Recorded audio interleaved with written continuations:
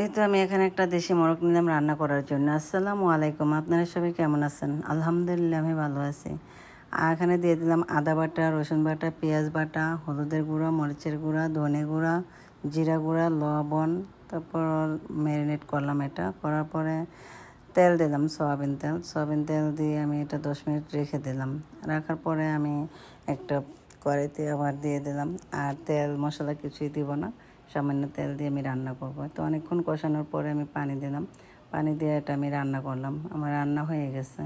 তো আমি এখানে পরোটা বানাবো। পরোটা বানানোর জন্য ময়দা নিলাম, তারপরে চিনি, লবণ, তেল একসাথে দিয়ে এটা আমি মিক্স করলাম। করার পরে আমি যতটুকু লাগবে ওই পরিমাণে পানি দিলাম। পানি দিয়ে একটা ডো তৈরি করলাম। এই ডোটা আমি আধা ঘন্টা রেখে দেবো। আধা ঘন্টা পরে আমি পরোটা বানাবো।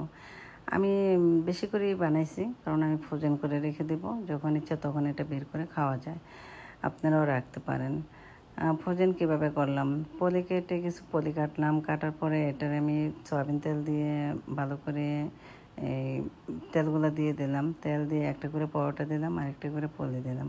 এইভাবে রেখে বেশ কিছুদিন খাওয়া যায়। ডিপে রেখে দেবেন।